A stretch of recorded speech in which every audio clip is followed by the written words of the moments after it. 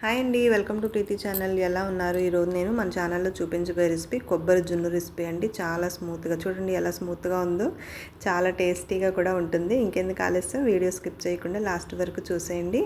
కొత్తగా చూస్తున్నట్లయితే please subscribe my channel. ముందుగా ఈ రెసిపీ కోసం ముదురుగా ఉన్న కొబ్బరి చిప్పలు తీసుకోవాలండి. ఒక కాయ తీసుకున్నాను నేను. ఇలా బాగా గట్టిగా ఉంటుంది కదా, ఆ కొబ్బరి అయితే ఈ రెసిపీకి పర్ఫెక్ట్గా ఉంటుంది. కొబ్బరినంతా కూడా వెనకాల బ్రౌన్ కలర్ లేకుండా ఇలా ముక్కల కింద కట్ చేసుకొని లేయర్ని తీసేసుకొని బాగా చిన్న సైజు కట్ చేసుకోవాలి. చూడండి, మనం మిక్సీ చేసుకోవడానికి మిక్సీకి పట్టేంత ముక్కల సైజు కట్ చేసుకుంటే సరిపోతుంది. ఇప్పుడు ఈ కొబ్బరి అంతా కూడా మిక్సీ జార్లోకి తీసేసుకోవాలి. లేత కొబ్బరి తీసుకున్నాం అనుకోండి నేహం అయిపోతుంది, కాబట్టి బాగా ముదురున్న కొబ్బరి చిప్పలను తీసుకున్నాం అనుకోండి ఇట్లా పాలు అనేవి బాగా వస్తాయి. ఇలా కొబ్బరి అంతా కూడా ఒకసారి ముందుగా మిక్సీలో వేసుకొని ఒకసారి ఫైన్గా పేస్ట్ చేసుకోవాలి. అప్పుడే వాటర్ యాడ్ చేయకుండా ఇట్లా పేస్ట్ చేసుకోవాలి. ఇందులో తగినంత వాటర్ యాడ్ చేసుకుంటూ ఇప్పుడు కొంచెం మిక్సీలో స్మూత్గా పేస్ట్ చేసుకోవాలి. ఈ కొబ్బరిలో ఉన్న పాలంతా కూడా మనము తీసేసుకోవాలి.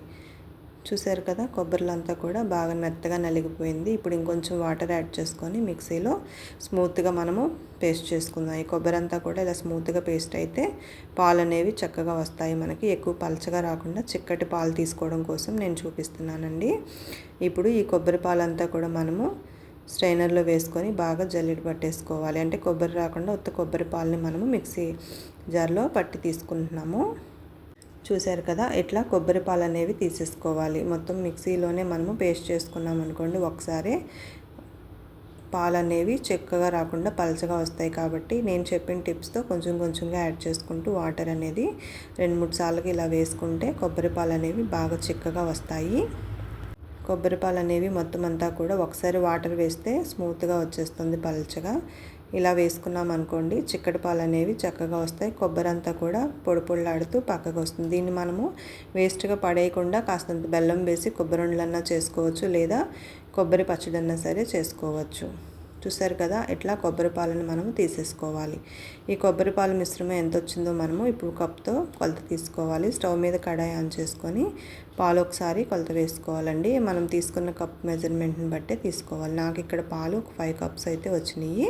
నేను 4 కప్స్ యాడ్ చేసుకొని 1 కప్పు మిల్క్ని పక్కన పెట్టుకున్నాను. ఇందులో 4 స్పూన్ల వరకు మొక్కజొన్న పిండి, కార్న్ఫ్లోర్ అంటారు కదా, అది యాడ్ చేసుకొని బాగా కలిపేసుకోవాలి. ఎక్కువ పాలలో వేసుకున్నాం అనుకోండి తక్కువ పిండి కదా, ఉండలు కడుతుంది. కాబట్టి కొంచెం పాలలోనే ఇలా స్మూత్గా కలిపేసుకోవాలి, ఉండలు లేకుండా కలిపేసుకోవాలి. ఇప్పుడు ఈ పాలను తీసుకెళ్ళి మనం ముందుగా 4 కప్పులు కొలత వేసుకున్నాం కదా, పాలల్లో కలిపేసుకోవాలి. ఇప్పుడు పాల మిశ్రమం అంతా కూడా బాగా కలిపేసుకోవాలి. చూడండి, మొత్తం అంతా కూడా బాగా కలిసేటట్టు మిక్స్ చేసేసుకోవాలి. ఇప్పుడు ఈ పాలల్లో చిన్న మంట పెట్టుకొని స్టవ్ ఆన్ చేసుకోవాలి. ఈ కొబ్బరి పాలు అనేవి మనం ఆల్రెడీ మొక్కజొన్న పిండి అది వేసాం కదా, పాలు మరిగే కొద్దీ దగ్గర పడుతుంది. కాస్తంత గరిటెతో కలుపుకుంటూ ఉండాలి.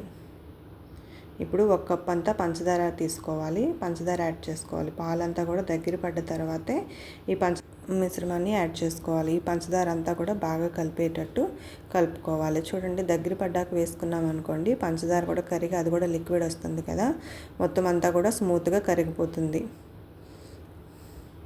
ఇలా మనం మొత్తం అంతా కూడా ఒక 5 నిమిషాల పాటు ఇలా కలుపుతూ ఉన్నామనుకోండి ఉండలు కట్టకుండా మొత్తం అంతా స్మూత్గా వచ్చేస్తుంది. ఇట్లా రావాలి. ఎంత స్మూత్గా వస్తే అంత బబుల్స్ లేకుండా చాలా ఫ్లఫీగా వస్తుంది కొబ్బరి జున్ను అనేది. చూడండి ఎంత స్మూత్నెస్ వచ్చిందో. చూసారుగా, ఇలా కడాయి కూడా అంటుకోకుండా బాగా థిక్నెస్గా వచ్చేసింది. ఇప్పుడు దీంట్లో 1 స్పూన్ అంతా నెయ్యి యాడ్ చేసుకోవాలి. నెయ్యి అంతా కూడా బాగా కరిగేలాగా కలిపేసుకోవాలి. మీకు స్వీట్ కంటెస్ట్ ఇంకెక్కువ కావాలి అంటే కనుక ఇంకొంచెం స్వీట్ అనేది యాడ్ చేసుకోవచ్చు, లేదంటే బెల్లం అయినా సరే యాడ్ చేసుకోవచ్చు అండి. నేనైతే పంచదారతో చేశాను.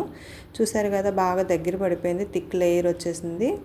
ఇట్లా ఫ్లఫీగా ఉంది కదా, దగ్గర పడిపోయిందండి. ఇంకొక 2 నిమిషాలు తిప్పేసుకొని బాగా స్టవ్ ఆఫ్ చేసేసుకోవాలి. ఇప్పుడు బౌల్లోకి ఈ పిండి మిశ్రమం అంతా కూడా స్వీట్ని కొబ్బరి జున్నుది యాడ్ చేసేసుకోవాలి. చూసారు కదా, ఈ కొబ్బరి జున్ను అనేది ఏమీ లేకుండా ఉత్త కొబ్బరి పాలు పంచదారతో చేసుకోవచ్చు.